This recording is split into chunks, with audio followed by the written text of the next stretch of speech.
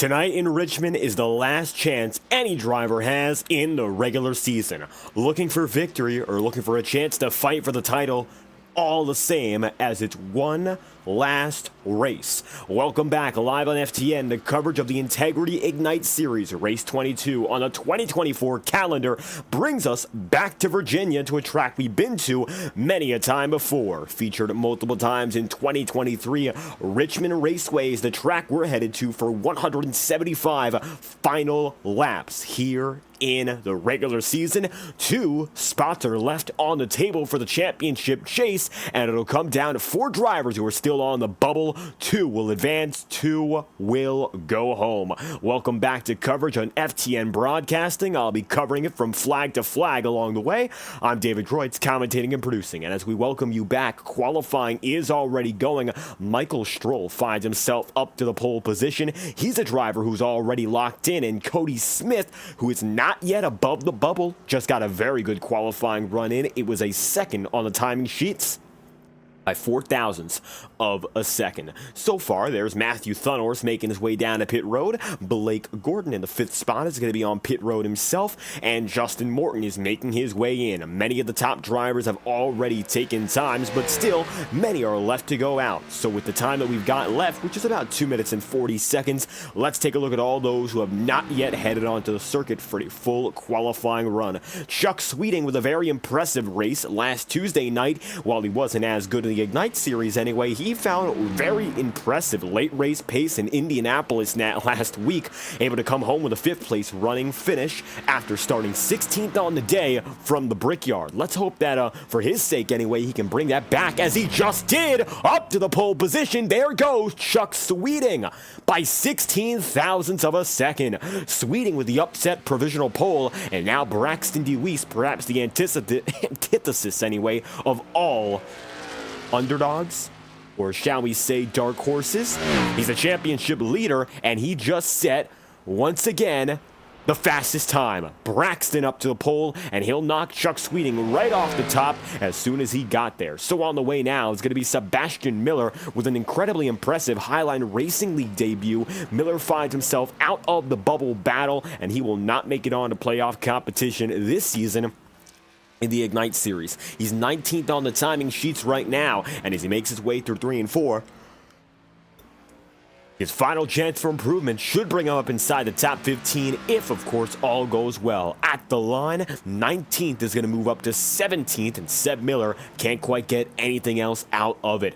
Right now, Braxton DeWeese is your provisional top taker in times, and see, Nick Tarbuck has also gotten on the circuit. However, Nick has attempted 2 laps, one of which was not validated, and the second was aborted early. So, as a result, not the best running for Nick Tarbuck, and it will leave him at the back of the field to start tonight's race. Tarbuck is going to be starting, give or take, in 20th place. He, Brad Patton, Gael Brooks, Boomer Logan are the 4 drivers who have chosen so far not to take a time here in qualifying. And at a 3/4 of a mile track we've got in Richmond Raceway, qualifying is going to be a huge deal from start to finish. Track position is always big at a short track, and with the field sizes we've had in the Integrity Ignite Series, and with the one we have today, 20 plus drivers to work with, meaning you start at the back of the field, you are in big trouble. Hopefully for all those who have started in the back, whether they volunteered to or they just can't get to the circuit,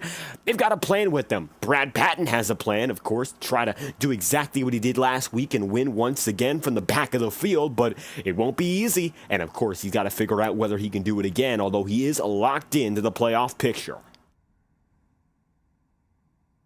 The driver who has the pole position is as well locked in. That's going to be Braxton DeWeese with the pole tonight. 41 thousandths of a second, the gap between he and second place, and Braxton finds himself on top in a very, very foggy Richmond Raceway, grabbing the pole for the final time in the regular season.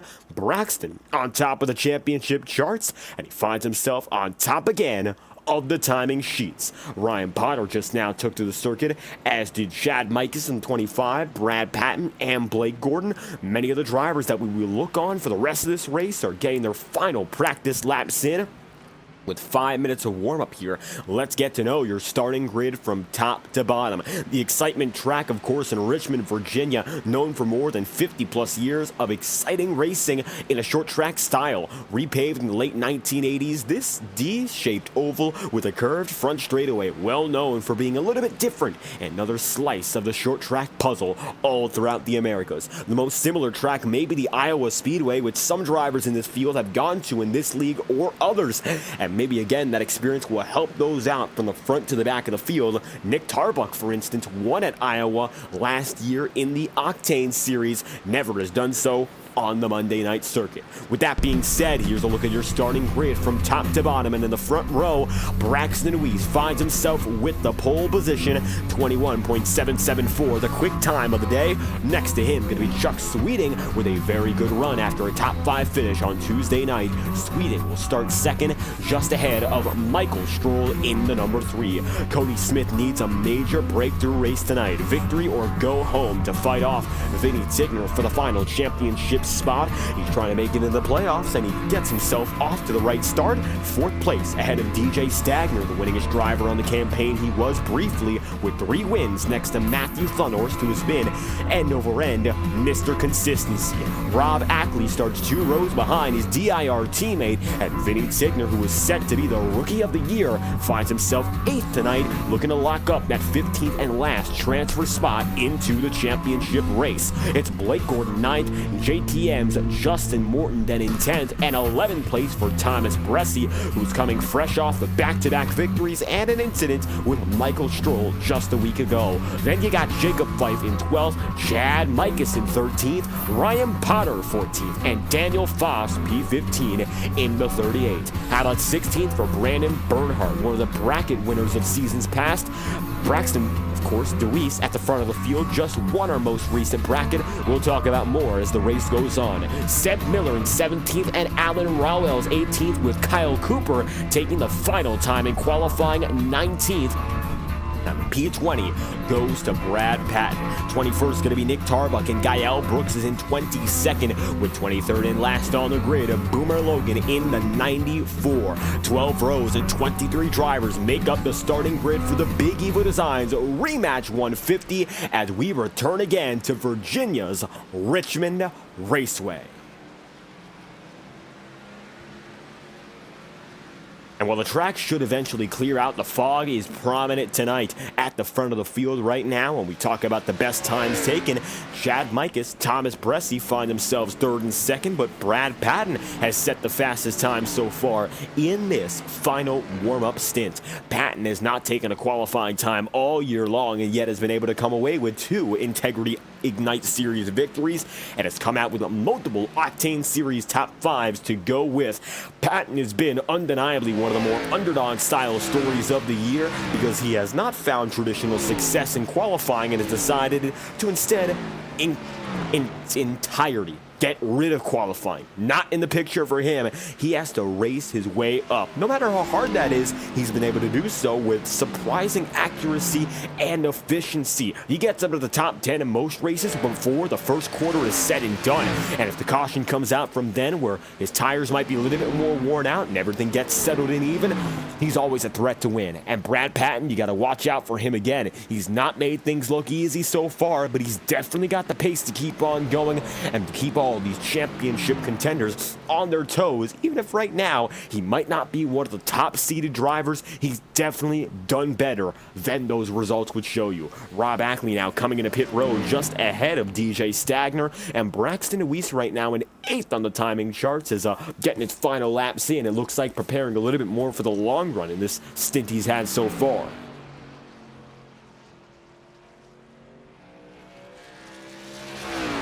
For the first time in Integrity Ignite Series history, a bracket winner has been able to do so twice over. Braxton was able to get the award, winning the most recent bracket from Talladega on, and securing once again a free charter as a prize, as he did last year in 2023. He was able to do so last year and has done it once again, but tonight he's not the fastest in this final practice session. That's Brad Patton in the 07 with a quick time of 21.855. 5. The bracket picture has been massively different this year based on the emphasis of 30 straight races. Not 2 split championships, but instead 1 big season. Brandon Bernhardt last year won one of the most interesting brackets of all because he was able to come through with the bracket and the overall prize with an average finish of 17th across the bracket window. He and Tyler Hensley went toe-to-toe for the final race of that bracket, and both of which hit a finishing position outside of the top 15, and yet Brandon was able to come through on a path to victory that seemed relatively unlikely. He was able to get that bracket in his hands nevertheless. Now, this season, things have looked a little bit different when it comes to the bracket, and this time around, Matthew Thunhorst, Braxton Deweese have been battling each other for a bracket, and the highest average finish to ever win a bracket was Matthew Thunhorst last year, a 3.0 average finish on the dot. It's the stark contrast compared he and Bernhardt, and they both won in the same year. Nevertheless, Braxton Deweese puts together a bracket performance worthy of the crown. And so now, drivers are getting away for their 2 pace laps on the night.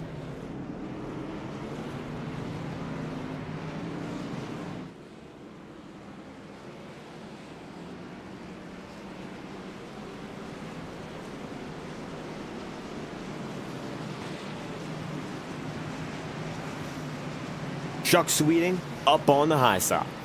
Down low, Braxton Deweese, both of which have victories on the season, and for that reason, they are indeed locked in. Additionally, DJ Stagner is, so long as he doesn't get disqualified tonight, which is very unlikely, he is locked in as well. He's made it in based on the minimum participation requirement, which he finds himself on the bubble of just making. But his performance this season has made it so, yes, he will be able to lock himself in for a championship fighting slot. He is the inaugural champion after all. I'm sure he wouldn't want to miss a chance to maybe go for 2 in 2 years. Finds himself starting up in the top 5 tonight, and most drivers in the championship chase, I can't imagine they're going to be focused too much on success tonight. If you're locked in, which almost every driver is, tonight is going to mean a little bit less perhaps compared to what is up next. Blake Gordon is a driver who might have to fight a little bit harder. He's in 9th right now in the qualifying grid. He's ahead. He's in 14th anyway when it comes to the championship standings. And so, as a result, while he does find himself in a good enough position to make it in, he cannot have anything catastrophic happen, or maybe we see Vinny Tigner maybe roll up on him in the final moments in the point standings. He starts right beside Vinny today, but both of them have to keep a watch out for Cody Smith, who starts in 4th, looking for one last spot. 2 will go big, 2 will go home, and the 13 of Braxton Deweese brings them down to the green flag. We're underway for the Richmond Raceway for the final regular season event of the year, and Braxton takes an early lead through the opening corners.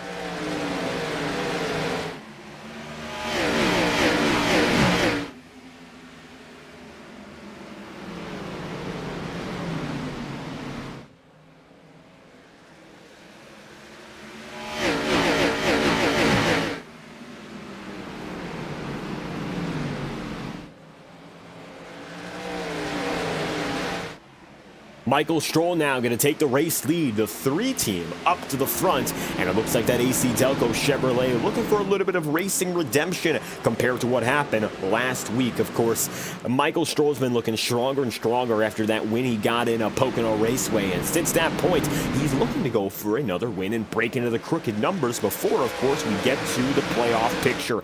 Last week, Kansas, he and Thomas Bresci looked to be the fastest 2 drivers early on, and their incident gave way to Brad Patton's race win. They were at the front of the field, fighting for the race win, both of them in the first 10 to 15 to 25 laps, and at about that point, looks like contact. that's what ensued, both of which got into each other one way or another, and Thomas Bressi shot up to the outside of the wall, Michael Stroll with what had ended up being terminal damage for his race's sake, and both of which ended up slamming around. Bressi got the worst of the damage, and Michael Stroll wasn't able to recover for the race win once again. That's what got everyone on a level footing. That's what helped out Brad Patton and eventually got him up into the position where, yes, he could go after the race win, even though he started in 20th on the day. He was able to have an amazing recovery from there, and even though the night didn't start in his favor, it surely ended with the 0-7 on top. Brad tonight's going to be in 18th, and I can't imagine this will be an easy night for him to do the similar, very familiar Brad Patton strategy. This is not a track where making it around is quick and easy, even though Richmond is a reputable multi-groove circuit. As you can see, 7 laps in already, and coming to lap 8, a lot of drivers going in a lot of places. Down to the bottom side, you got Michael Stroll and Chuck Sweeting with, and through the corners, you're going to see a little bit more of that Fost multi-groove racing. DJ Stagner decides to drop to the bottom side. He's got with him Blake Gordon and the FedEx 19 up top. DJ going to stay on the bottom for the time being here. As he stays low, he's going to find himself maybe forced out of this train of drivers using the middle to their advantage, and that might leave him on the blind side if something is to happen. Doug Middendorf and Chris DeWeese both in chat right now, watching as Braxton is admittedly so far moved down into 4th. Looks like he's going to be laying back to start and letting these drivers be a little bit more aggressive in front of him, and hopefully the plan for some drivers today will be to conserve and not waste all that they've got up at the front of the field. That's something that's come into play multiple times at these short tracks. The initial stint is not always what dictates the very end of this race. DJ Stagner heading down to the inside on Justin Morton. Can't quite get the run off the corner, and so he finds himself still dead even. All the while, Blake Gordon holds his own in 6th. DJ remains there in the bottom in 7th.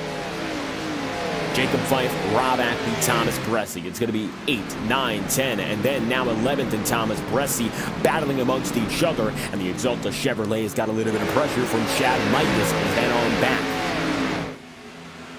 With a few drivers we don't see often up at the front in qualifying, getting that good start. Maybe some of our best drivers sort of getting pushed off of the radar. Thomas Bressi finding himself starting outside the top 10 is not very common in the slightest. Matter of fact, it's a rather rare occurrence. And tonight, he and Chad Michaels, who are both top 5 in the championship standings, well, they are now going to find themselves amongst each other, but neither of which is in the top 10. They're barely hanging on to the top dozen now, and it looks like they are due to swap positions. Mike is going to be letting that number 22 of Ackley go, and it looks like now Rob, the number 22 spot, of course, he's going to fall down to 11th. He's going to see his DIR teammate go to the inside. Then and again, it looks like Chad Michaels letting Bressi through. Thomas Bressi up to 10th, looking to chase after Jacob Fife and maybe eventually what's left here of this train. DJ Stagner letting Morton go, and DJ now might see a little bit more from the 36, who is just behind him. Very foggy here in Richmond, but does not look to be compromising anyone's visibility. You might remember the first time we went to Richmond in the Integrity Ignite Series was the winter of 2023, early February, and what ended up happening was this second race in Ignite Series history. We had a good majority of the field coming off of turn 4. One driver got loose and boxed everyone up. It ended up being a parking lot of drivers from the front of the field on back, all at a dead stop. Picture the front straightaway entirely littered with dead stop drivers from 5th on to 25th, maybe even 30th. And that's what ended up being the biggest incident of the day. However, otherwise, despite a huge incident, it was a very clean race and very much typical to the standards of racing that we see here in this league to this day. That's the one thing, even though these short tracks are, say, chaotic, right now everyone's running single file. Might not be the most exciting for the drivers, but they're settling themselves in and looking for that long-term strategy to be the biggest beneficiary of which maybe some drivers up in front who are conserving, but keeping themselves with that good track position.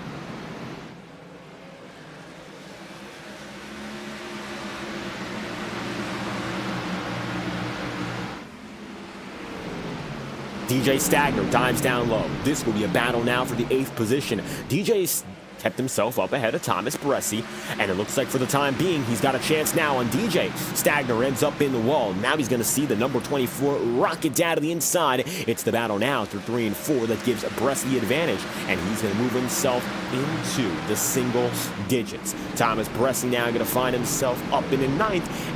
Chad Mikus might have a chance to return back to the top 10.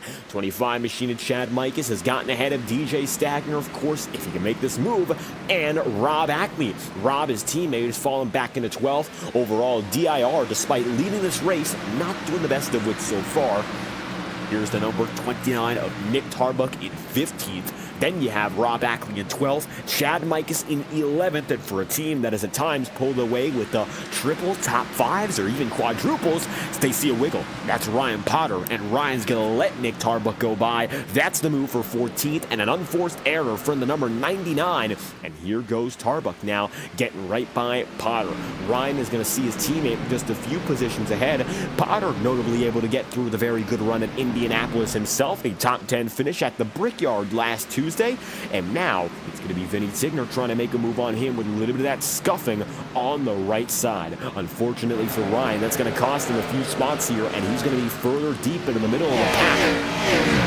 A few drivers right now who are firmly on the lead lap are just behind him. Namely, you'll see Brandon Bernhardt right here. He's got with them Sebastian Miller and Daniel Foss. This race has been slightly extended by only 5 laps, admittedly, but it has gotten up to the rounded 180 lap number. So these drivers do have, give or take, 2 strategies to go with, which could be 60 laps per stint, then come down to pit road twice, or go the 90 on 90 strategy, where you go down to pit road at lap 90, then go the rest of the way without going to pit road once again. Most likely, the strategy to win tonight will be the 90 strategy, splitting it dead even for a one-stopper, as Rob Ackley now is going to get ahead of Brad Patton. Well, he's been ahead of Patton all day, but it looks like he's trying to keep it that way. Brad is up to the highest spot he's been in all night long and is up 7 spots so far. And here he comes again, getting it to the inside of Chad Mikus, and Rob Ackley might be his next victim here. Brad Patton is moving fast, and as we always mention, he'll be there before the first quarter of the race is done.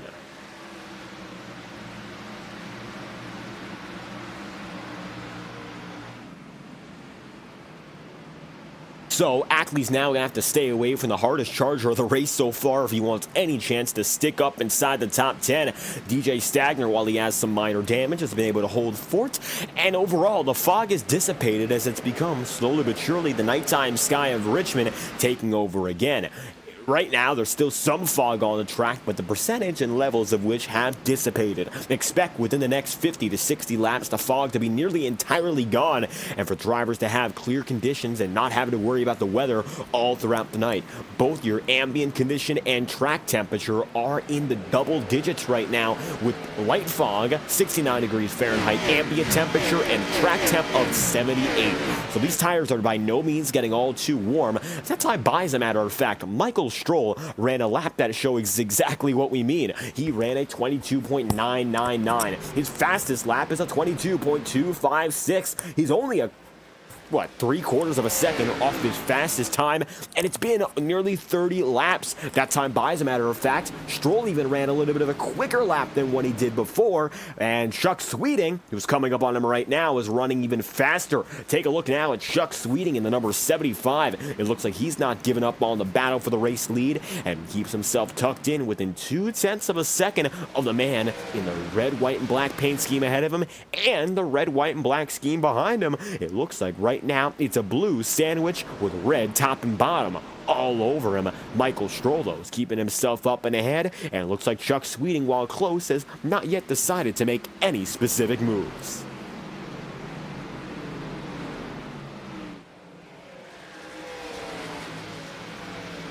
While Chuck Sweeting holds fort, this would be his second win of the season, if, of course, he is to come away with one. That's the same situation for Michael Stroll, both of which have 1 win apiece so far and are looking to get away from the more dominant drivers on the season who have found themselves in victory lane a time or two more.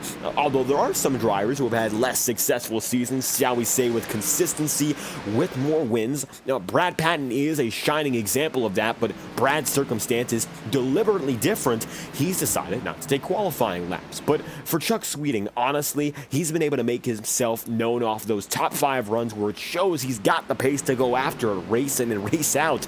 But it hasn't been all too much consistency so far this season relative to all those he's competing against. Now, it's not a win in your in system necessarily. The win doesn't lock you in. The win, participation, and the amount of winners is what locks you in. Now, we haven't had enough race-winning drivers to lock anyone in or knock anyone out based on their win total. However, we have had enough winners to determine whether or not the drivers are seeded by victories or by points. Now, Brad Patton, as we'll show the championship pylon right now, finds himself a little bit further below all the other drivers who are already firmly locked in.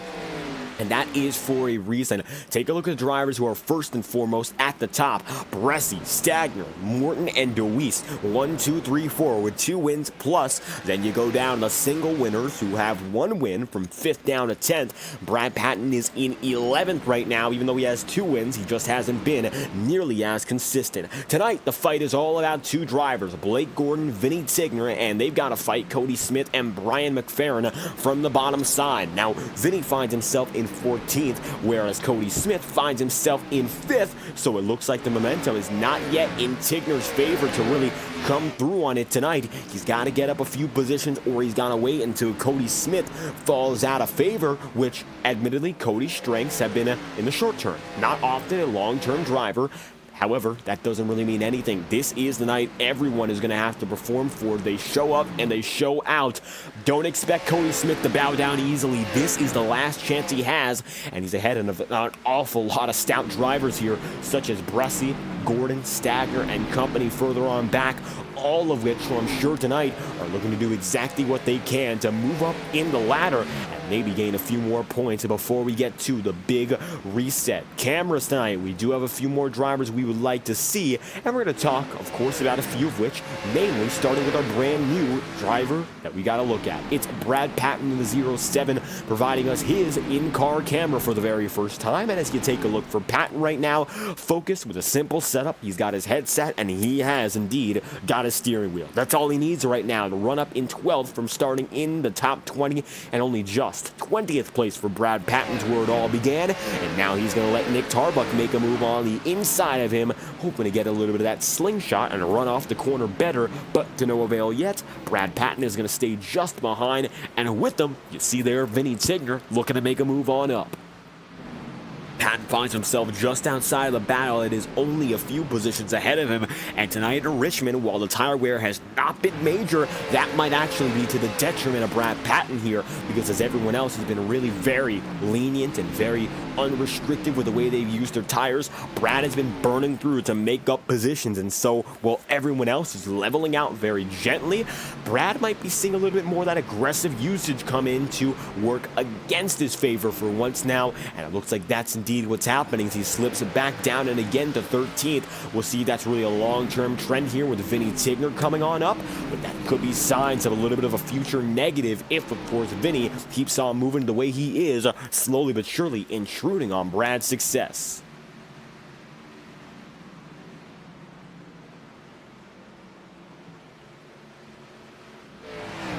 So as Vinny Tigner arrives in the picture here, the final spot to the top 15 yet to be decided. Chad Mike is going to be battling alongside, well, Ryan Potter briefly. However, now Mikus has been able to put Potter back to rest, and the number 99 falls further back, as does Chad Mikus. Admittedly, not Chad's best night so far, a driver who's been known for collecting a litany of top 5s and top 10s so far. Outside the top 15 would be admittedly far below, and I think that's what it comes down to. The standards are so much higher for DIR and Chad Mikus' team as a whole. He finds himself now in 15th, hoping to scrape by with just one maybe off-the-mark race, and moving on to the championship's final races. That's up next. From race number 23 to race number 30, the championship chase will continue, and it'll continue once again with a series of very familiar tracks. No more road courses are left on the schedule, and up next from this point onward, we go racing in Darlington, then to Talladega, and then Martinsville, with Iowa, Vegas, New Hampshire, and the Homestead Miami Speedway finishing off the calendar. We have gone to Iowa before, in this league. Never have we done so with these Xfinity cars in 2024. And then, of course, we got a super speedway race like Talladega. And what a mix-up that will be, coming back with that and Darlington, the lady in black. Brad Patton now is going to concede to Vinny Tigner, at least giving him the inside groove. Let's see now what Vinny can do with it. He'll tuck low, try to look to the bottom side, and keep it there. All the while, Brad Patton is going to hang it up top and rip it across the ceiling of the track to make ends meet and keep dead even. Looks like no luck so far for Vinny. He stays only toe-to-toe and can't muster up the speed or strength to get by, so he falls back in line, and that's going to give Brad Patton a nudge into the wall. An unforced error there for the 0-7, and the battle automatically restarts there as if it never stopped. Although now I think Vinny's clearly got the advantage, and that he does. Tigner up now into 13th at long last. Looking back up and ahead, this train of drivers has progressed relatively similar to last time we checked on him. Here goes DJ Stagner now, making to the inside groove on Blake Gordon, and this is the battle, currently anyway, for the 9th position. Let's see what DJ can do. Rather quickly, he takes the race lead, and we'll watch on board from the charging Rob Ackley, who's looking to make a move very soon.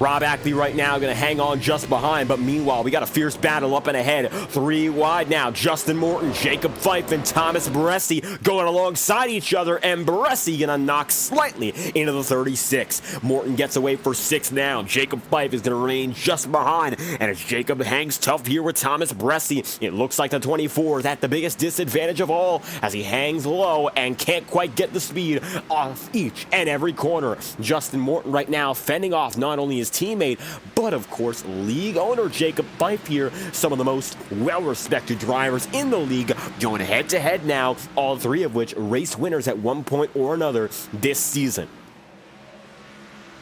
Thomas is going to stay tucked down low. Although he's not having an easy time, by no means does it mean he's going to quit, and it looks like right now quitting off the table, as you see coming through corners 3 and 4. Maybe even DJ Stagner's got a chance to get in the mix of this one and interfere and give these drivers another racing component and opponent all the same to look out for. 51 laps in out of 180 here. We're coming rather close to that third of the way marker, which means pit road is going to get busy. And one driver, make that 2 now, have decided to go down and in. It's going to be Brad Patton, who just went in a lap ago, as did Chad Mikas, the both of which decided to come in at very similar times, and as a result find themselves now 1 lap down each.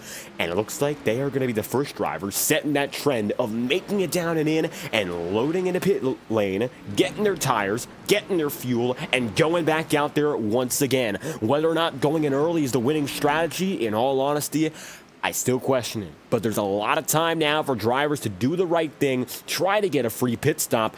Tentatively speaking, Brad Patton has himself the lucky dog. He'll need it. Yellow flags out for Jacob Fife, who goes spinning, and the caution's out now. 53 laps in out of 180. Fife involved in an incident, and presumably that one happening as a result of the very close battle he was involved in. Take a look back now on what is your first caution of the day.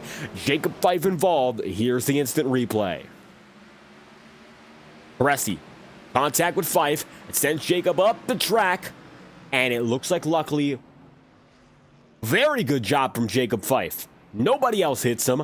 Very minor contact and damage, and the 36 should be good to go despite the scraping. Yellow flag is out regardless. Safety yellow. That should bring Brad Patton back up to the lead lap, and we're going to take a look on board inside the cockpit now with Jacob Fife and show you exactly what that was all about. From his perspective anyway, this is what Fife saw.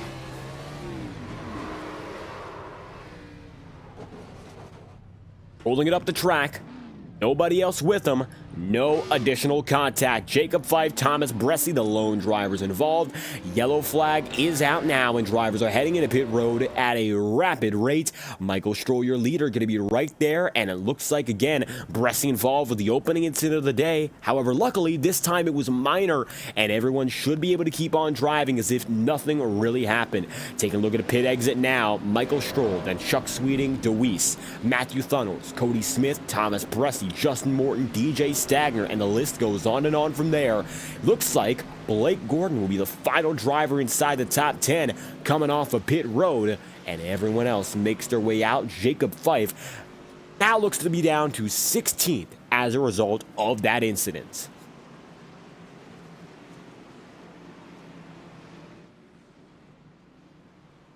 The winning strategy has been made clear. Two stopping is the way to go tonight, expecting a pit stop to come in next 70 or so laps for drivers so they can split it dead even. They'll go down to pit road at about lap 120 to balance out the first incident of the night.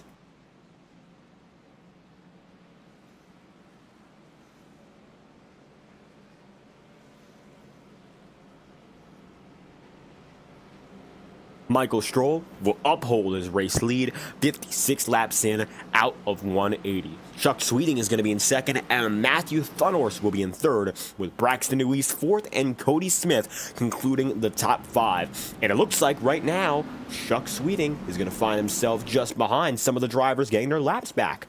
There's Chad Mikas here, and it looks like the number 25 will be given a chance to get back with the tail end of the field. Brad Patton is going to be back on the lead lap himself, able to make it there, of course, getting the lucky dog, and so Chad Mikas is going to have to wait, and he had to neglect pit road, which admittedly isn't too bad for him. He went down to pit road 7 laps ago, so even with the mistake, or perhaps the misfortune of going down to pit road early, he's not necessarily off the cycle, but instead finds himself losing track position, which is the biggest cost of all. Daniel Foss is right now the only driver 1 lap down, and he went in for a little bit of extra damage repair after that first yellow flag went in.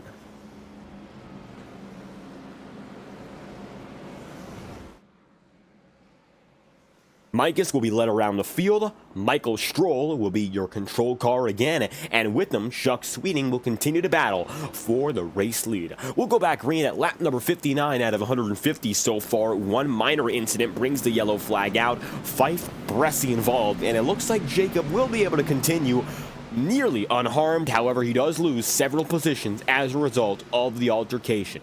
Thomas Bressi remains up at the front of the field and will keep on going here. The fight goes on up in front for your leaders and those just behind. It's going to be now Michael Stroll down on the bottom.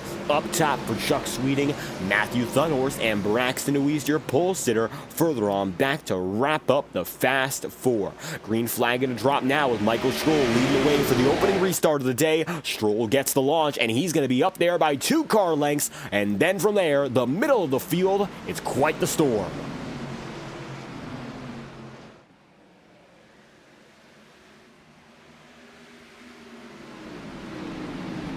And it's going to be now the hive mind of drivers going at each other from first on back. Michael Stroll gets the best of launches, gets away, and he will remain clean and untethered. Now, it looks like Cody Smith going to be making some moves. Down to the inside, he'll drop to stay right beside Justin Morton.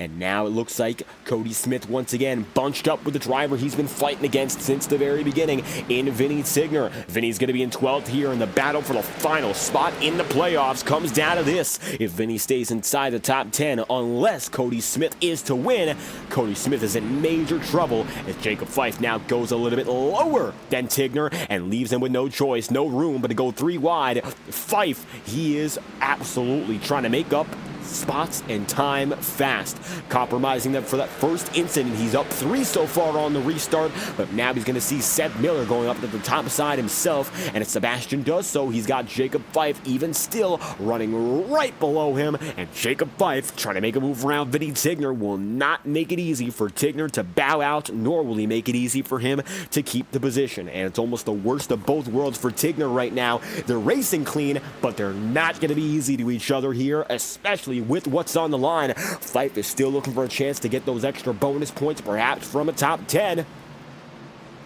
And now he's got himself right behind Stagner and Tarbuck once more. Thomas Bresci going to be in 6th here with Cody Smith just behind. Blake Gordon is going to be in the 8th position. And right now the top 10 once again strung out single file with leader Michael Stroll holding fort over new 2nd place driver Matthew Thunhorst. Chuck Tweeting falling back as far as he's been all night long into 4th. And maybe now the Morton Salt number 9 of Justin Morton has a chance to even take him out of that position if of course he puts the power down and really pushes as an aggressor, although that's rather unlikely given the amount of time that we still have. Side by side now for the race lead. Michael Stroll going to see it. Matthew Thunhorst is going to be it. The challenge goes to the inside, and the 8 machine is looking to take the lead out of turn 2. Still going to be side by side, but it's clear as day now. Matthew Thunhorst looks low, grabs the race lead, and he's got himself up and ahead now, coming to lap 66. While Thunhorst takes the top spot, it looks like now a little bit of a crossover move. Michael Stroll to the inside, has himself a little bit of room and a rhythm down low. He will try to make it work, but the momentum is just not enough. And it looks like cutting low will not save his chances to hold the race lead. It's Thunhorst once again who has the lead, and the top spot is his and his alone. Locked up as the top driver in the championship race. Matthew Thunhorst retains the race lead. Michael Stroll, of course, looking for that 2nd win. I doubt he's going to give away this fight too easy, knowing what's at stake, knowing what's on the line. Don't imagine that Michael Stroll will fall back too much, but maybe now be wisest if he actually does fall back just a little bit.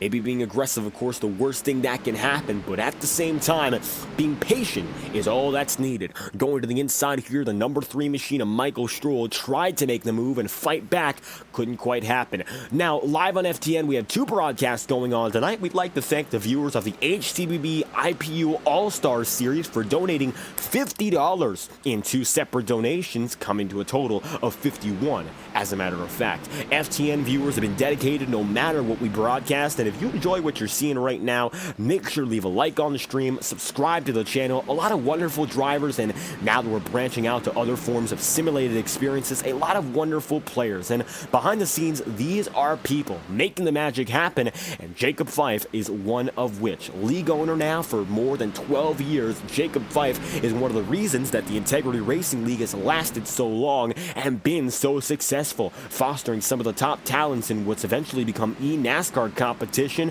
This league has seen it all. And now with the competitive level that we see to this day, drivers such as Ethan Lane, who is an NASCAR competitor in his own right, he just won Road to Pro Racing at Milwaukee, and he just won the Integrity Octane Series, not to mention guys like Bresci, like Braxton Deweese, who you might see in other league events all throughout the iRacing world.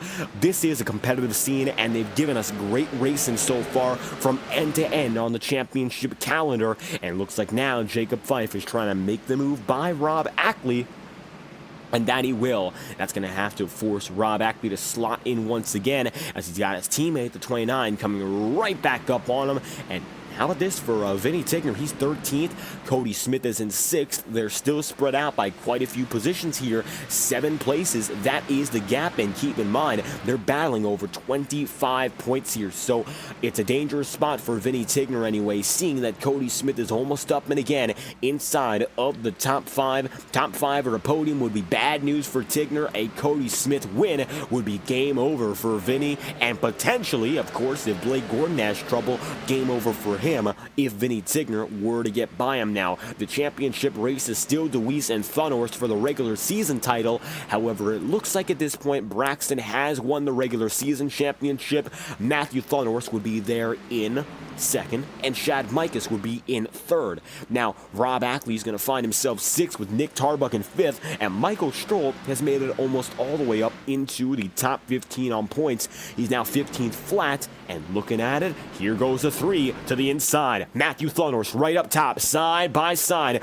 No dice just yet, but we mentioned it. Stroll was going to lie back and look to pounce later. This is that point. This is that time. Thunhorst has no choice now but to let a little bit of room room go between the two drivers, and here comes Michael Stroll, the driver who's been at it for more than 2 decades now. The veteran of the field for DIR is looking to take the lead once again. Mr. Consistency goes up high. As it stands so far, Matthew Thunhorse finds himself with 13 top 10s and 11 top 5s. Michael Stroll, of course, finds himself with a few less races on the bracket, 9 top 5s, rather, top 10s, and 5 top 5s overall. But Michael, of course, finds himself matched up with Matthew in one important category, both of which have one race win. And tonight, both of which could break into the crooked numbers if, of course, things go their way here and now, which is not yet guaranteed, and they're going toe-to-toe right alongside each other. 77 laps in out of 180, make it 7-8, and it looks like now as we come closer to halfway here, the second group is beginning to battle once again. Braxton Weiss making his way right by Chuck Sweeting. Justin Morton has been able to hang tough too, but hasn't quite made a push as Sebastian Miller and Ryan Potter side by side, drivers who race each other in the Highline Racing League, and the 83 doesn't have the advantage right now. Instead, Ryan Potter is going to surge out in the head to go up into 14th.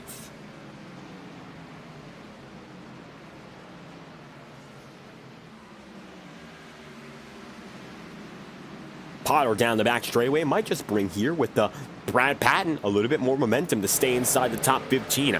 Brad goes right up high, and he was able to get through on the lucky dog pass that came from the first and only caution. Brad almost got very unlikely, of course, because tonight Chad Mikus is down in 18th after having to get his wave around. Brad Patton up to 15th here, maybe having a chance to go out for P14.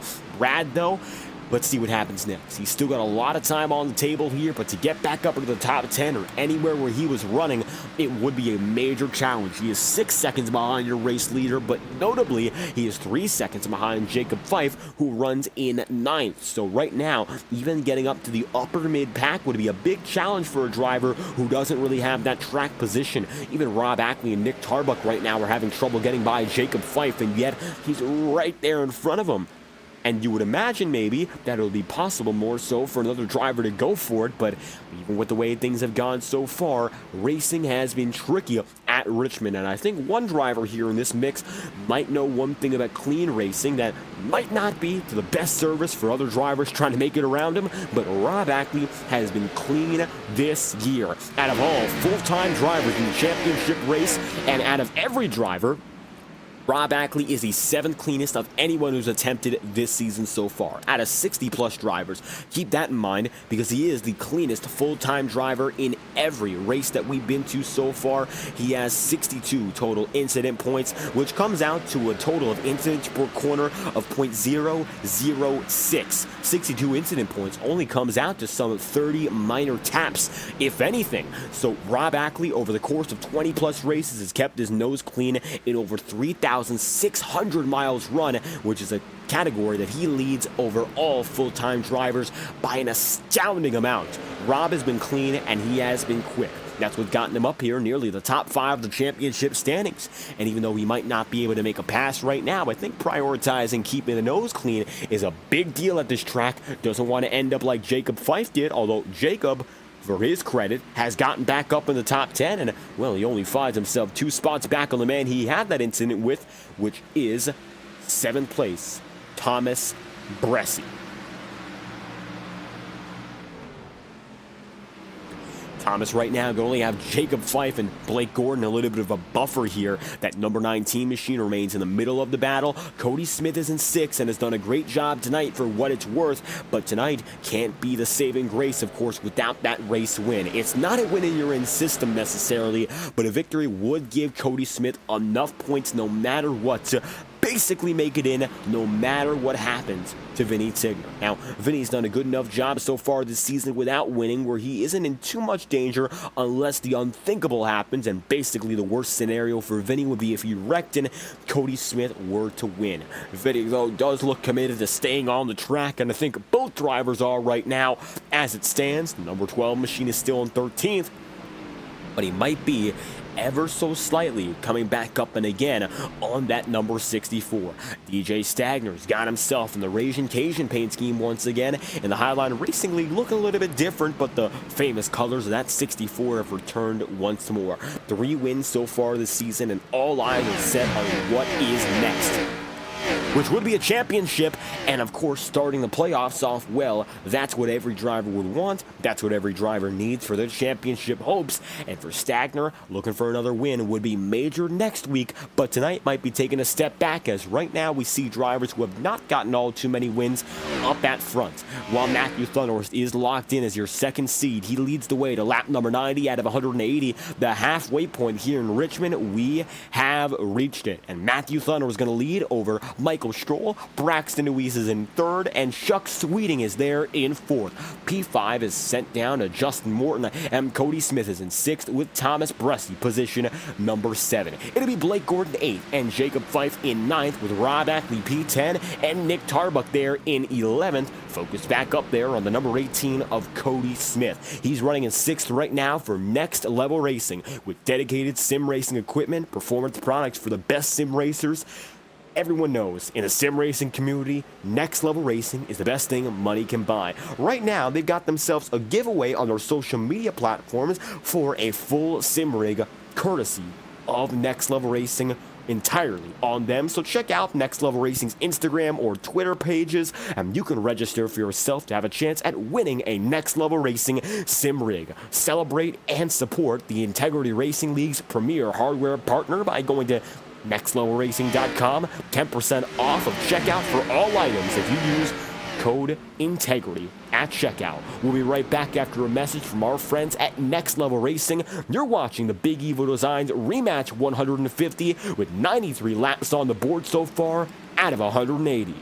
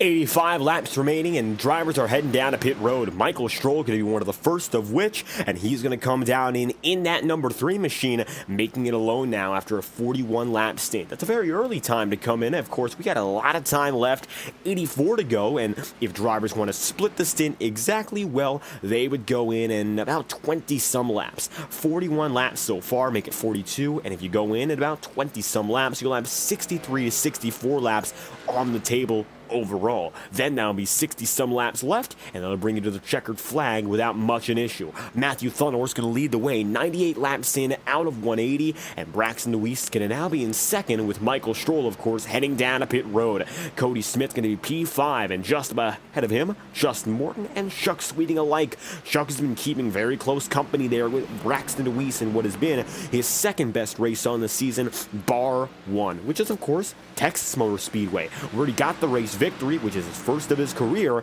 and maybe if things were to go all in his right way, he'd have a chance to go for it once again.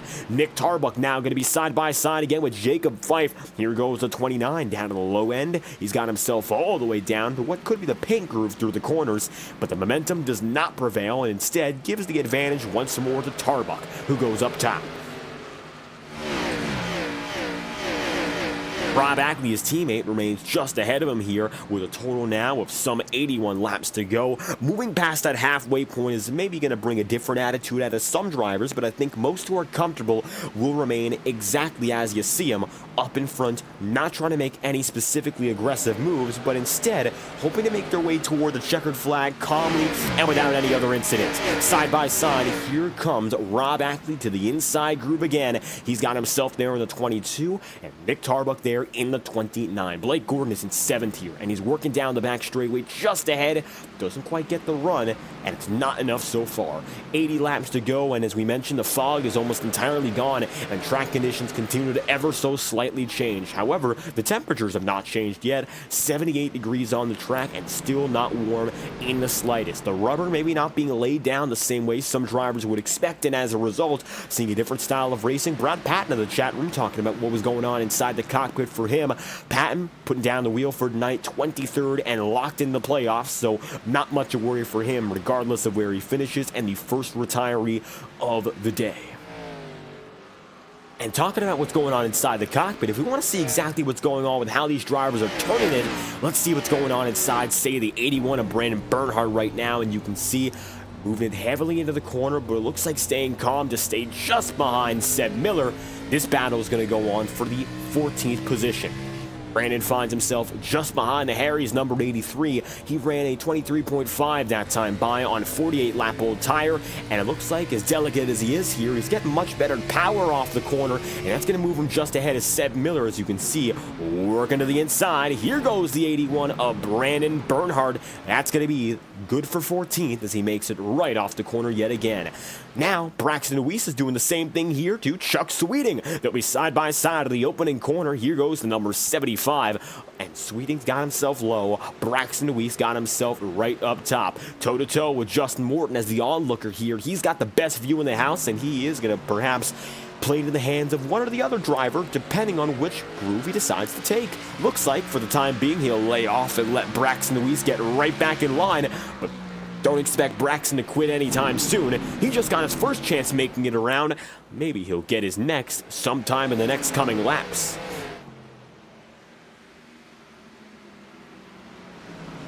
Nick Tarbuck continues to battle toe-to-toe directly against Blake Gordon. Side by side now, the number 19 machine of Blake Gordon goes up top. Nick Tarbuck is going to stay just below him, and it looks like the same goes now for Rob Ackley and Michael Stroll, albeit Michael Stroll is not on the lead lap any longer, and he is instead trying to get his lap back under green flag conditions, so he's going to find himself in the hot seat now to make moves regardless of aggression. 3 wide now, the DIR 29 moves up and has to get as much move as he can, of course, much room as he can, to get that number 3 right by. Michael Stroll is still going to be making passes here, but it won't be easy regardless of the fact he's got new rubber. Taking a look on board, and you can see while he's got a disadvantage down the straightaway, just based on how he exited too, he is going to be glued to the front end of this circuit. Of course, his tires, both front and back, nowhere. And here comes the number 3 machine of Michael Stroll, getting right by Cody Smith, who's in 5th overall right now and was in 6th just before we got things going again. Now Stroll's going to go by Justin Morton, Braxton Weiss, and as you can see, Chuck Sweeting's been able to break away big in the last few laps, and all of a sudden he finds himself now just ahead of that number 3 of Michael Stroll.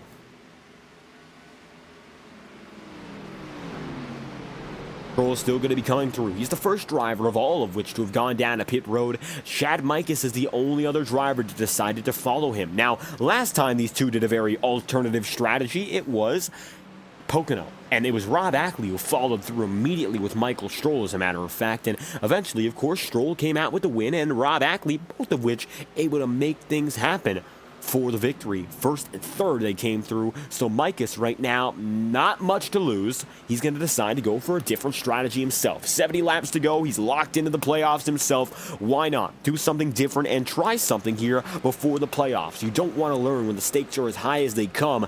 That's, of course, not a good way to succeed. You want to learn now where there's a little bit less pressure on the line. 69 laps to go, and a nice way to do so, of course, is to experiment now and lock in later. Here now comes the number 83 machine of Sebastian Miller. He's got Boomer Logan right there with. Logan having one of his better days right now. He finds himself there in a 16th spot, and while he finds himself not with much of pack, he does see one go down to pit road. That's going to be Nick Tarbuck. So Nick, 57 laps in, is going to begin the split the stint strategy. He comes in nearly 60 laps into his run and decides to go in a little bit earlier, perhaps for that undercut. See if the undercut works tonight and if it helps him out, because of course we haven't seen it play out just yet. Green flag pit stop and strategy will come through for the first time tonight here and now. 67 laps to go for Matthew Thunhorst as he leads, and Vinny Tigner right now, thick in the championship battle, finds himself fighting again with Jacob Fife. Watch now as the number 12 machine cuts down low. He's got the 36 up on him, and the Pro Powder and Paint Chevrolet has to go high, and relentlessly Vinny Tigner will keep moving. That will put Vinny up in the single digits, up to 9th, and only a few spots away from getting up to Cody Smith. This could lock Tigner into the playoffs as long as he stays inside the top 10 where he is right now. Take a lap on board with Vinny Tigner and hear what's going on inside the cockpit.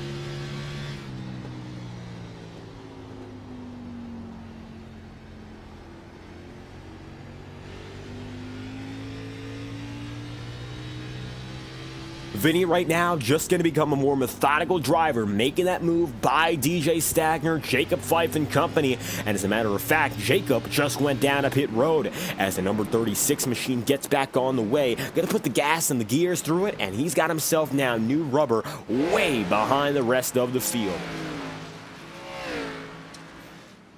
Whether or not, of course, the 36 of Jacob Fife can make up that time still remains a question. Undercut or overcut. He's one of the very few drivers that has gone in before the 60-lap point on his stint, and now drivers are eclipsing that number. 64 laps in for the most part now. Matthew Thunhorst is one of which who will be a commanding force all throughout this run in the final few laps. 62 laps to go might sound like an awful lot at a race that would be held at Daytona or Talladega. That could be the full race. At a track like Texas or Charlotte, that could be half the race, but that comes down to being the final third here in Virginia. So drivers have to choose wisely what they do and when they choose to do it, because there's so little time left compared to what you might think based on the number might lie to you here. There's not much time to decide what to do, and it's only a select number of miles. Now, each lap comes out to what, 3/4 of a mile here? We have 50-some miles left to decide for the final few moments of this race. And every driver is going at an average lap speed of some 130 miles an hour.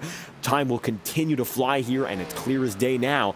Last moves are going to be made within now and the next 30-some laps, and then everyone rides home, save for a yellow flag. Cody Smith is now going to see right behind him, now right beside him, and ahead, Vinny Tigner, Rob Ackley, Blake Gordon. Smith goes in with Thomas Bresci, and he's going to come in just behind the 24 machine, as does Matthew Thunhorst. So Matthew makes it in from the race lead. That will give Chuck Sweeting the spot up top.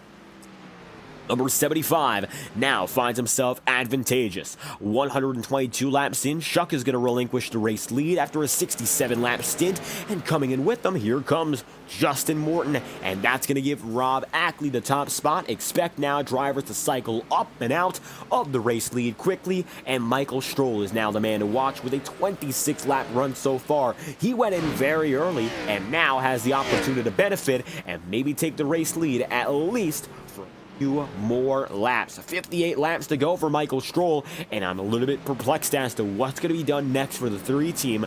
Unless he's saved meticulously lap after lap, I doubt now there's a chance for him to race win it all. Of course, that is just a doubt based on what we're seeing here. Green flag racing would not play to his favor. However, if he gets a yellow flag, maybe everything can work out his way. Here comes Rob Ackley coming in with Vinny Tigner, both of which making it in and letting DJ Stagner get the race lead. DJ up to the front of the spot. Of course, for the first time tonight, he's leading his first laps.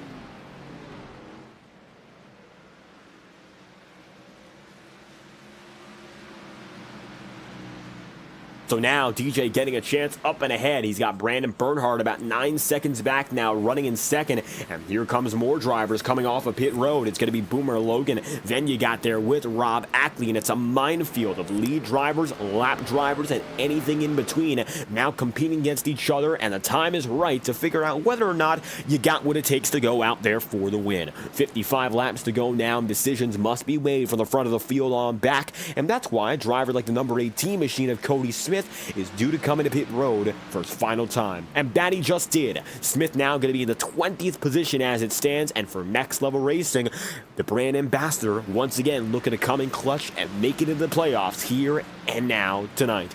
Cody Smith represents Next Level Racing, and if you check out with promo code INTEGRITY, you'll receive a 10% off discount for all purchases on the website. Visit nextlevelracing.com for more information about sim racing's leading hardware provider, as we will return with the following message from our friends at Next Level Racing. 53 laps to go. You're watching the Integrity Ignite series live and exclusive on FTN.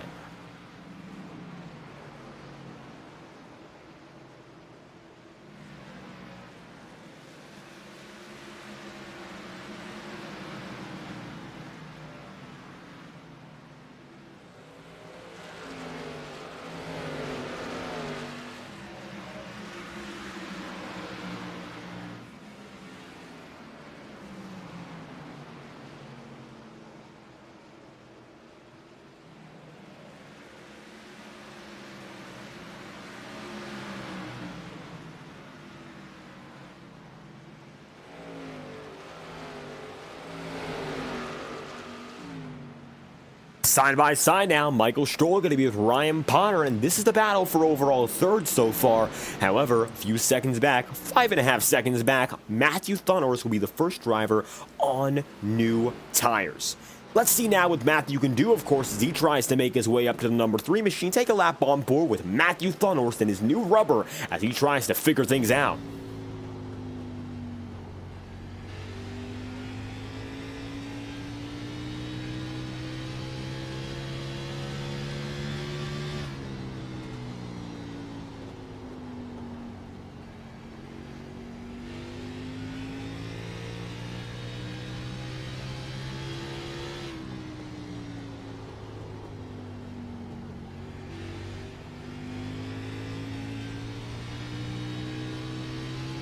Matthew right now going to have himself an empty track, and that's about the best thing you can have when you're settling yourself in on brand new tire. Don't expect him to be all too aggressive for now. Knowing he's quicker is good enough, and he's gained, as a matter of fact, about 3 seconds overall on Michael Stroll from the moment this run began. The gap between the two of which is now only 3 seconds flat and will continue to diminish so long as Matthew Thunhorse does not make any detrimental mistakes. The number 3 right now heads to the inside again on Sebastian Miller. Miller finds himself in net second right now. The reason being he has decided not to go down to pit road, and instead he and DJ Stagner have remained out and out, and might try to do so until they can no longer go at all. It might come down to fuel and not tire where their decisions are made. And here now, the number 83 machine is going to find himself passed by Michael Stroll. DJ still has himself a full 8-second lead over the rest of the pack, and now Gael Brooks is coming up on Ryan Potter. He's not gone down to pit road either. And Matthew Thunhorse will come in very soon on this battle himself. Justin Morton's going to be there with his JTM teammate in Thomas Bressy. This begins the fight for 11th.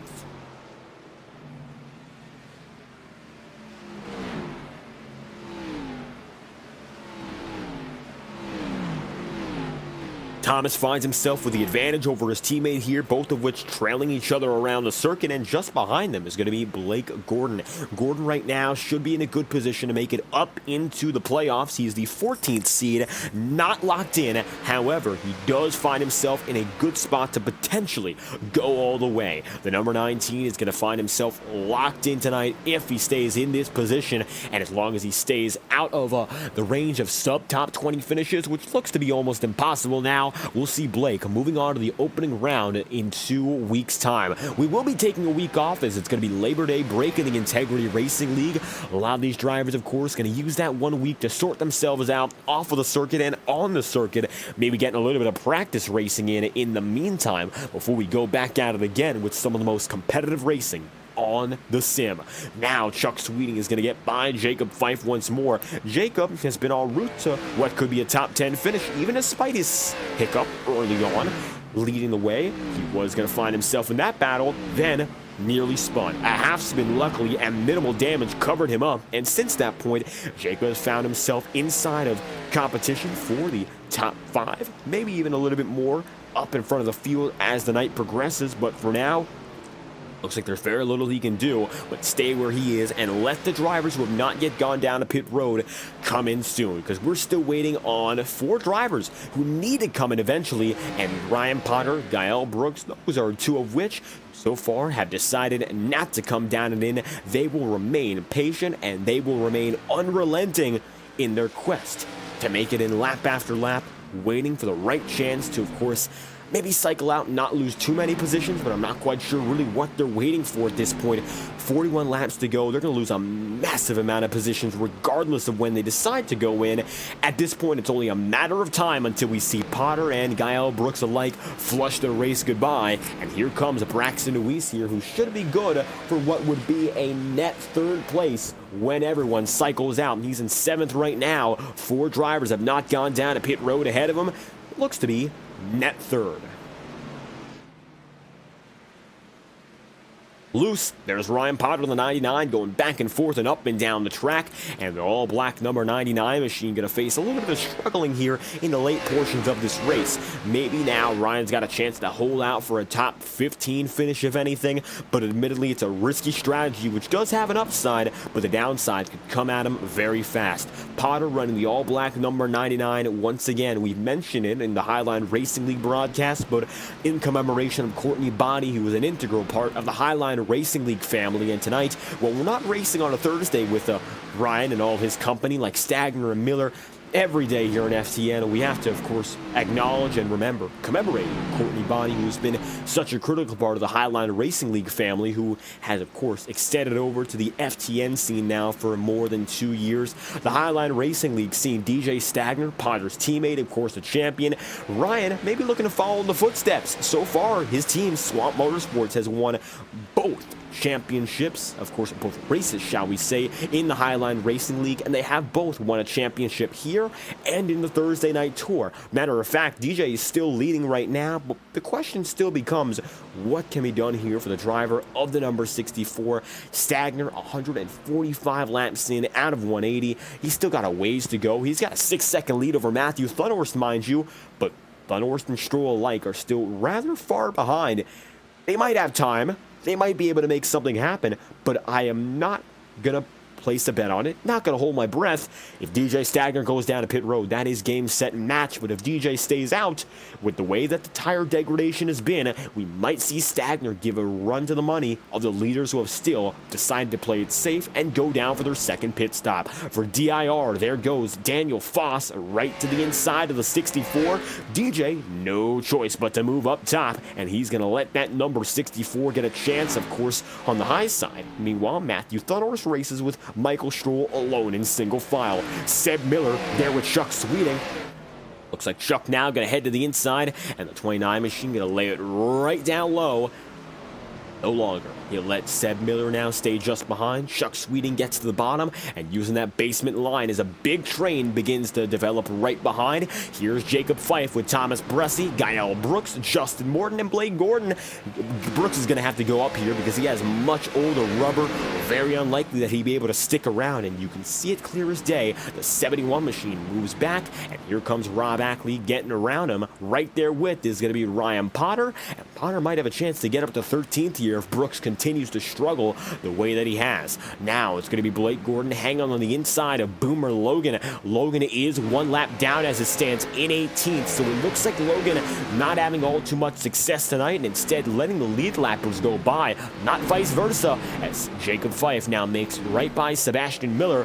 Now Thomas Bressie is looking to do the same. We're looking also at Justin Morton and number 9 machine of Morton. Well, he's given us multiple very interesting angles of his sim rig, and here's one that we love the most. The pedal camera, brought to you by the number 9 of Justin Morton. You can see exactly what inputs that Morton is using, whether he's on the gas, whether he's hitting the brakes, or at a road course, maybe he's on the clutch. Right now, of course, going to be taking it 2 pedals and putting the power down flat to the floor through those, of course, straightaways. Then he's got himself going through the turns and a little bit more intricate with the footwork. And you can see on the right side of your screen exactly how Morton decides to approach each and every moment. He's also got himself the main camera, which we'll take a look at right now. And you can see his regular setup. Justin Morton right now going to be cranking that wheel back and forth as he's coming up on teammate Thomas Bressi. And Bressi, of course, coming up on DJ Stagner just ahead of him here. 29 laps to go tonight and live on FTN. We'll bring you your final Next Level Racing promotional message before we bring back coverage uninterrupted.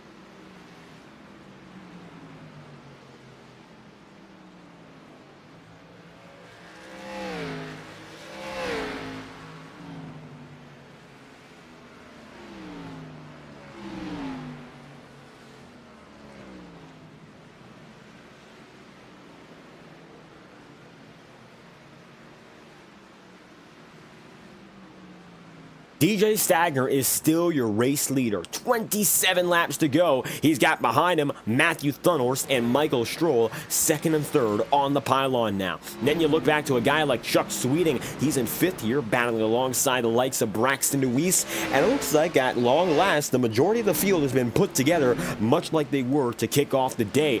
DJ's been on a 100-lap run, the longest of anyone now, but it looks like he hasn't given up nor given in, regardless of the age on his tire.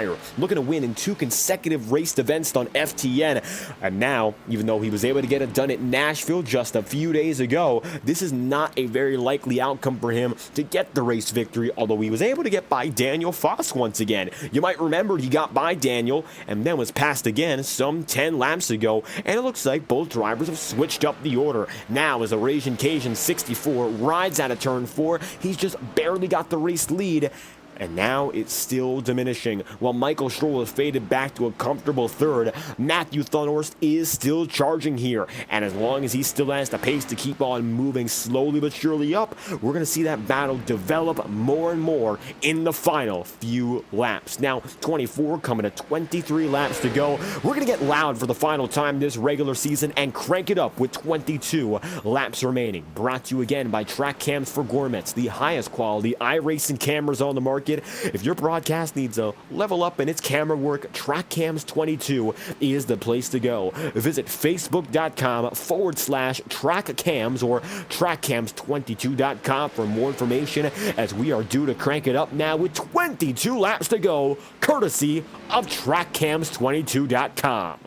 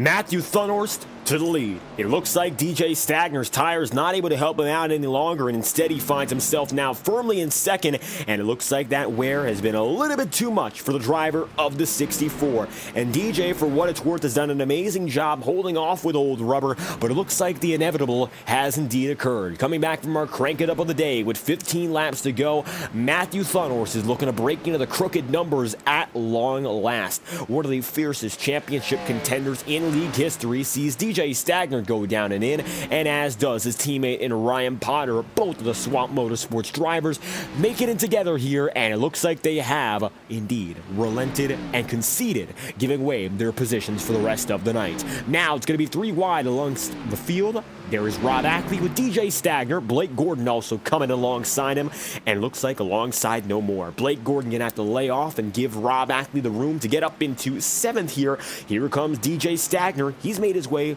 once again back onto the circuit, and he'll catch up to those who are making their way out of the back straightaway into the front again in due time. You see DJ there making his way on pit exit, while Thomas Bressi holds firm now in 6th. Stagner now going to be 6th. 5th is going to be Nick Tarbuck, and he's coming right up to DJ once again. And Ryan Potter, too. There's the number 99 machine, having a little bit of trouble merging back on the track, and it looks like he will stay slower for this lap anyway to let everyone comfortably make it by. Chuck Sweeting is getting up on the grill, the number 13 of Braxton Deweese. These two drivers have been battling for the better part of the entire night so far, and Braxton has been able to hold them off for maybe more than 100 laps now, which is an incredible feat for the number 75, who has done a great job staying right behind, but maybe even more impressive for Braxton to keep him there on his tail all night long. It is as if the number 13 machine has been able to hold him off perfectly, making all the right moves. Even though it has been troublesome and maybe a little bit tricky for Braxton Deweese, he's done exactly what he's needed to stay up inside the podium, where it looks like he will remain to finish off the night if all goes his way. 10 laps to go, as a matter of fact. And here comes now Jacob Fife on Justin Morton, the final drivers battling inside the top 10, looking to finish the job at Ends Day with one last top 10 in the regular season. Chuck Sweeting right now going to find himself getting by both Swamp Motorsports drivers. Looks like both drivers now lappers and getting in the mix with these leaders. And here comes Ryan Potter once again looking to make it right back. Both have warmed up their rubber and now make it down under. DJ gets 3 wide and low below his teammate and Chuck Sweeting alike. Braxton Deweese no choice now but to give up that bottom groove. And it looks like DJ is going to be dedicating himself to maybe getting back on the lead lap. He finds himself currently in 16th, so maybe one of his more underwhelming races on the day, but nevertheless, he's done a pretty good job of course, doing the entire season to his liking with multiple race wins, 3 as it stands, so he shouldn't be all too concerned about what's going on now. One driver who should be concerned, I will say this much, Cody Smith. He finds himself in 12th. Vinny Tigner is there in 11th. Vinny is again ahead of Cody Smith, and with 7 laps to go, that could be the end of the road for Cody's championship drive. Mind you, look at the championship standings. Cody found himself 25 points under Vinny Tigner. Finishing the job below Vinny Tigner would end his championship as we know it, of course, is race for the championship, and the 2022 title winner has a chance now at missing the playoffs, and looks like that opportunity becoming realer and realer as the laps wind down.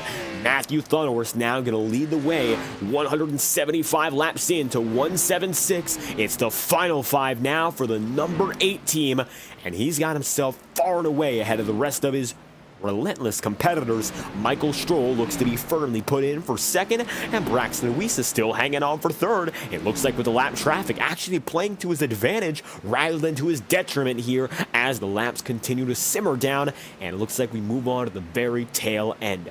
Nick Tarbuck going to be in 5th here with Thomas Bressi 6th, Rob Ackley 7th, and Blake Gordon is at 8th, Justin Morton position number 9, and Jacob Fife is in 10th.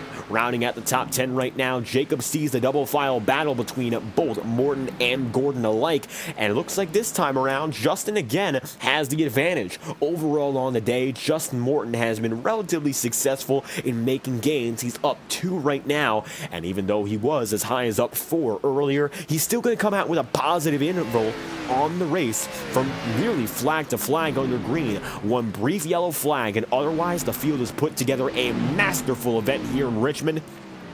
And once again, a testament to how clean the field is no matter what track we choose to go to. 3 laps to go, and we will send our regular season off with a bang here, making it down to the popsicle sticks numbers of 2 laps to go. Sebastian Miller now going to let both DeWeese and Chuck Sweeting go right by. That's going to give Chuck another chance to go right down and under the quarter panel, and Braxton should be able to get a nicer run off the corner to keep him right at bay. White flag going to fly now for Matthew Thunhorst. 1 lap to go. Matthew opened up this season with 5 consecutive top 3 finishes and only 1 win. Ever since then, he's still not been able to get up to victory lane for his second chance around, but as he comes through turns number 3 and 4, finally the loss streak will be snapped. Saying goodbye to winlessness on the final night of the regular season, Matthew Thunhorst takes the victory here in Richmond. Checkered flag with an 8-second advantage as Michael Stroll crosses the line for second, and Braxton DeWeese finishes the podium and finishes the job, defending for third all the way until the checkered flag. Thunhorst for JTM will get the team back to victory lane, and this is the team's 7th victory of the season, the most of any team in the Integrity Ignite series, and across their 3 drivers, JTM remains dominant.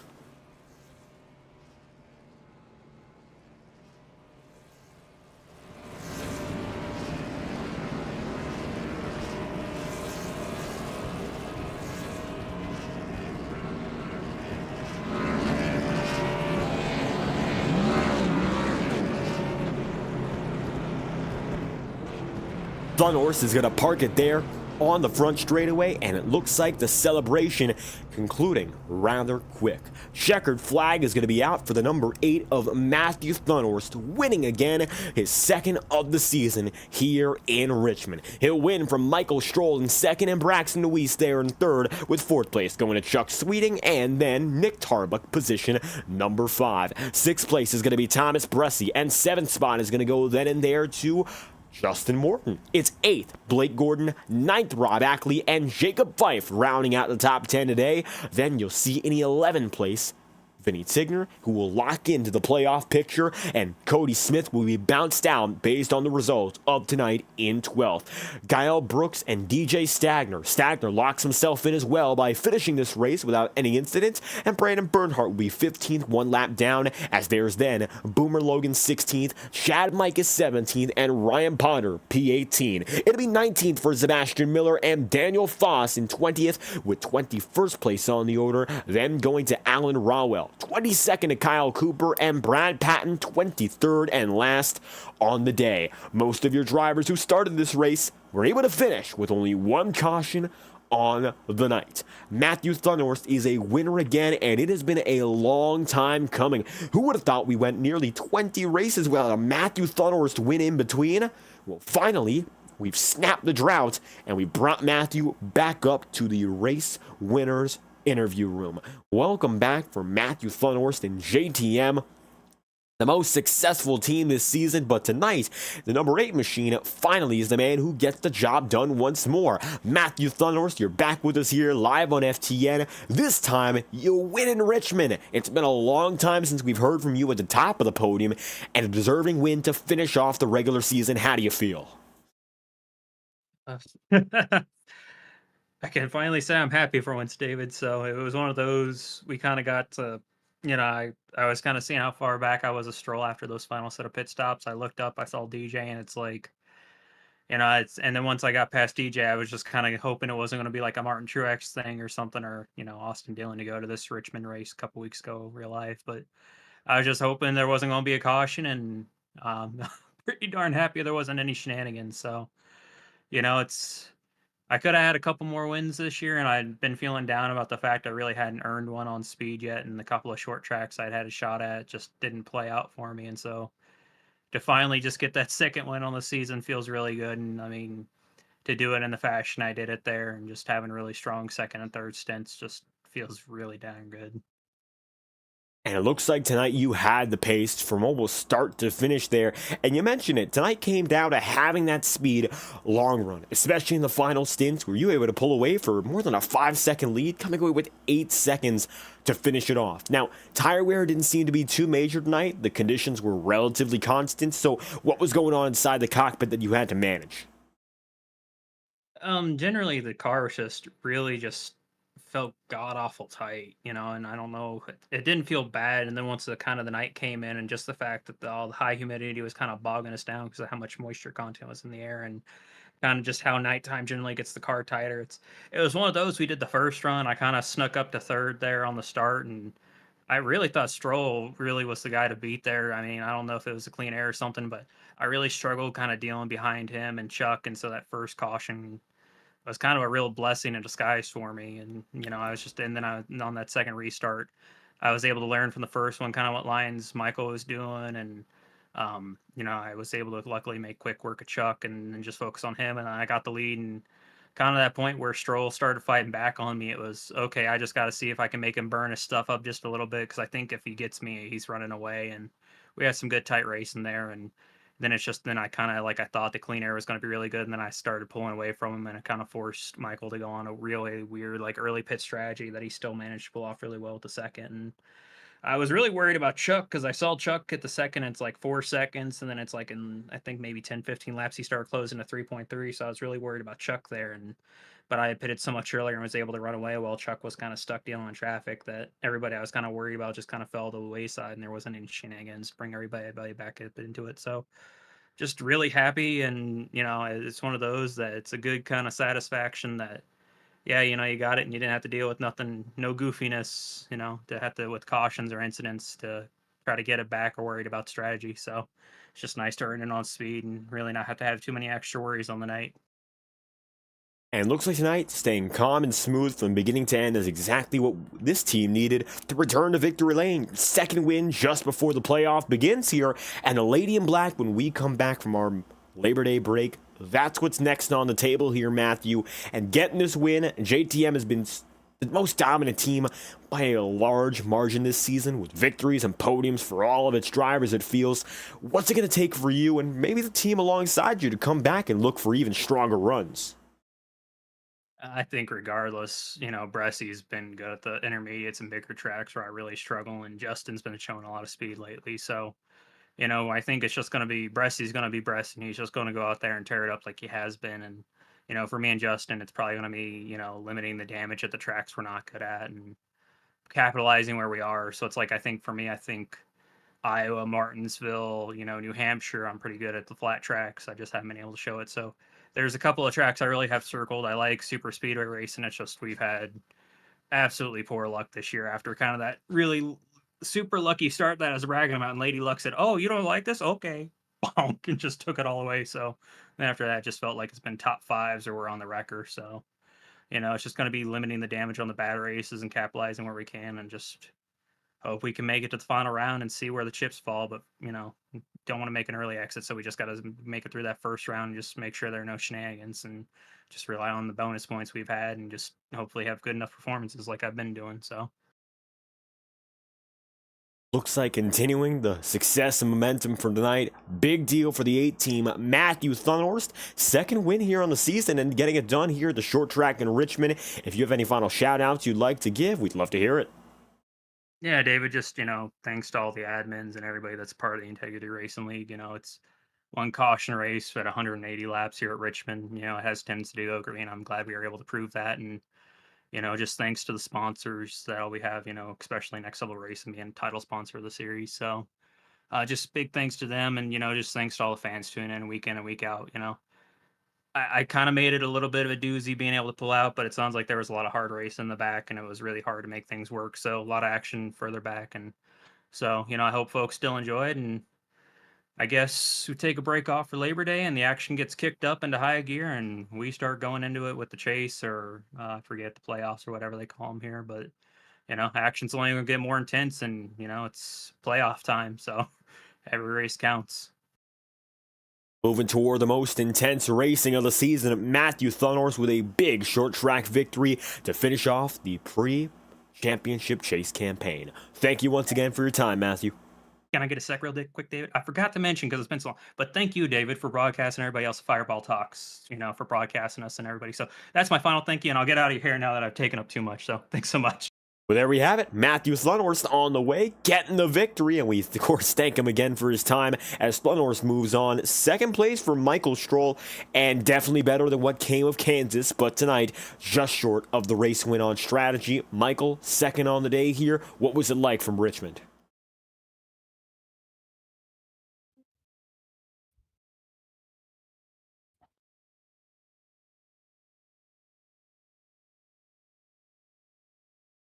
Michael Stroll, P2 here from Richmond. You got a copy? Yeah, finally, I think Discord was having a little canary there.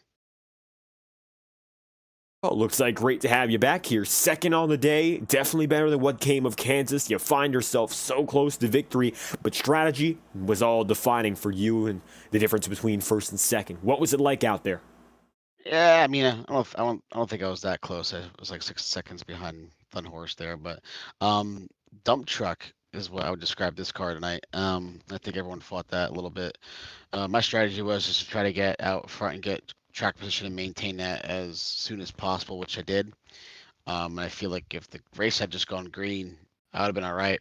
But that caution did not help me at all. Right before that yellow came out, I was really starting to gap the 75 car there, but after that caution, the car just tightened up way too much, and Thunhorst got by me, and I knew once that happened, I had to try to undercut or something, or I wasn't gonna be able to get around him. But I'll take second. It's my fourth one of the season. Ready for the week off next week and give him hell in the playoffs. I'm ready. Well, this ends what's been a huge climb up inside the top 15 to put yourself in championship eligibility. And the past few races showing more and more speed. You think the team is just well-rounded as a whole. Tonight, you, Nick Tarbuck, twin top fives, and Rob Ackley not too far behind there in ninth. Yeah, and I had Chad in there. He didn't have a good night, but the four of us really help each other out, and that's been more prominent since even I came back, or even before I came back. We've all been helping each other out. I was helping out when I was on the sidelines too, but I've really tried to get better at qualifying, which I've done the last 2 weeks. I kind of messed up last week and by wrecking Bressie by accident. Hopefully we can keep this up because track position in the series is important. Not everybody can be a Brad Patton starting it back and work their way through the field. So I think we got Darlington in 2 weeks. That's one of my favorite places to go to. Re-race the track and stuff and go through the rounds, which will be interesting. The remaining tracks that we have on the schedule are all different from one another. So these playoffs are going to be really interesting. Hopefully we can make it to, through each round. I haven't really experienced that yet too much. So just try to keep it up. Second's good. Wins will be better. But if I keep doing that, they'll come. And look for a chance of the victory once again. We're heading now, of course, to our 2-week break before heading back at it. We got Labor Day up next, then we return for Darlington. Michael Stroll, before we head to the Lady in Black, you got any final shout-outs you'd like to give? No, just want to thanks to my team. We're all really, really working together. It works out for some and not for others. Nick Terberg thanked me for the short pit because it jumped him from outside the top 10 to the top 5. So hopefully we'll all just finish the season strong, maybe get him a win, and hopefully one of us can win this championship. And there we have it. Michael Stroll, second here from the Big Evil Designs Rematch 150. Well, thank you once again for your time, Michael. Have a good night. And Stroll going to be on the way. Last driver to hear from, the number 13 of Braxton Deweese, holding fourth and grabbing the bottom step of the podium here. Braxton, you and Chuck Sweeting were fighting most of the night there for third, but all things considered, you came out with a position. Let's talk a little bit more about that race. Yeah, definitely. Had a good start to the race by qualifying on pole and being able to lead everybody to the start there, but we fell back a couple spots by getting passed by Stroll, and then Matthew got by us, and we were running around there, and Chuck also got by us as well. And so them three got away a little bit, and they were bumper to bumper to bumper. And, I was just trying to save my stuff, but ultimately I just couldn't really keep up the right front on it as much as I wanted to. And I tended more tight as the run went on. So that was a little unfortunate that I couldn't have more of a loose feeling. So definitely got to go back to the drawing board on that to see what we could do differently just in the future for whatever race I'm doing there. So, I wish we could have had a little bit more better pace and tire saving within that, but it is what it is. We were able to use the strategy a little bit, and we pitted a little bit earlier, and we were able to hold off Chuck there and come home third, and all in all, have a pretty good night. And all things considered, a great night to come away with a third place finish here. Let's talk a little bit more about that strategy. You split the stints more or less dead even. 64-lap stint to end the race here, and we had that first caution. So two-stopper, were you expecting to go with a similar strategy before the yellow flag came out? Yeah, just trying to, at that point after the yellow flag went out, just trying to see what it would be, as in, splitting it a half around 64 around there. So I was trying to aim around there. I didn't want to pit too early because I felt like I was, I obviously got too tight on the long run. Felt like they were going to be able to catch me and be able to pass me. So I felt like I went at, an all right time. I felt like I was probably like a fourth place car, but we were able to hold off Chuck and get to third. So I guess that was definitely the positive to pitting just a little bit earlier than some of them other guys. So, I was glad we were able to make it work a little bit, and unfortunately we couldn't get to Stroll there. But like I said, just couldn't keep the right front on it, and couldn't really keep the pace up. But glad we were able to come home third and talk to you, David. And of course, coming home third here. Now your sights are set in what's next after getting the regular season championship. Playoff picture. Darlington, first race up on the championship chase schedule. How do you feel about heading back to the Lady in Black here with the top seed? I'm really looking forward to going to Darlington and seeing how we run. It's pretty much my favorite track. I like that track in Bristol, but mainly Darlington is my favorite track. So, we're gonna practice a little bit, try to make sure we have a good first race in the playoffs. I know the playoff points are definitely going to help for the first round, and if we're obviously able to make it through there, then they're definitely going to help for the second round too. So we just got to make sure we keep the consistent runs up, especially now. And be able to make it through each round, and ultimately hopefully be there at Homestead. But it all starts next week at Darlington, so hopefully we can have a good run at my favorite track, and move on to the next round pretty early. And hoping to, of course, come forth, keep that top seed tonight. Braxton, top 3 performance, and coming home bottom step at the podium. If you have any final shout outs you'd like to give from Richmond, make sure to let us know. Yeah, most definitely. Big shout to Unrivaled Photography. We've had, I believe, top 3 runs every time we've had them on a car. I've had them on a car 3 times, and we won at Charlotte. We got second last week, and then we got third this week. So all in all, an awesome run with the Unrivaled logo and colors on the car. So big shout out to Unrivaled Photography, and I also want to give a shout out to Interstate Ford, Allen's Arts Images, Bennett's Publical, Jane's on Main, DeWeese Renovations, Boot 34 Diecast, Blaze Designs, as well as Evan Pineda Designs, and Bully Dog Coffee Company. You can use Brex5 for 10% off over there. And I appreciate everybody that tuned in on the broadcast and everybody that tuned into my live stream. And we had another good, solid race. So like I was telling the live stream, hopefully we can keep the momentum rolling at Darlington and just throughout the whole entire playoffs and all the way to Homestead. So I appreciate you, David, and you have a good one, man. And there we have it. Coming out on the top of the board, of course, with a podium finish, Braxton DeWeese, third here from the Big Evil Designs Rematch 150. Thank you again for your time. Thank you. You have a good one. And with Braxton on the way, we've spoken all your top 3 drivers here tonight. It's third place, Braxton DeWeese, of course, and then second, Michael Stroll. But the winning driver is the story of the race, Matthew Thunhorst, at long last, finding victory lane for the second time this season. Feels like it's been an awful long time since he's gone for the checkered flag, and once again, Thunhorst is back. Braxton DeWeese collects your regular season championship, and now we have ourselves a week of break. No racing. on a Monday night, which is unfortunate, but FTN will be live throughout the Mondays and Tuesdays where we are not racing with integrity. So if you want to see, of course, what we got going on, stay entertained. Andrew Schulte and company will bring you all the HCBB action in the Roblox baseball world. But for sim racing, we're taking a step back on Mondays and Tuesdays before the playoff begins, and that's going to be in 2 Mondays' time. So stay tuned after our Labor Day break for more Integrity Ignite Series racing. From the virtual Richmond Raceway, you've been watching coverage of the Big Evil Designs Revenge 150. I'd like to thank Big Evil Designs for coming aboard and sponsoring tonight's event, and Next Level Racing, a premier partner of the Integrity Ignite Series. Been David Kreutz commentating and producing all of tonight's action, so if you enjoyed, leave a like on the stream and subscribe to the channel. Your support is always greatly appreciated. And if you'd like to check out the Integrity Ignite Series and become a driver, well, scan the QR code on your screen for additional information about all FTN broadcasted leagues.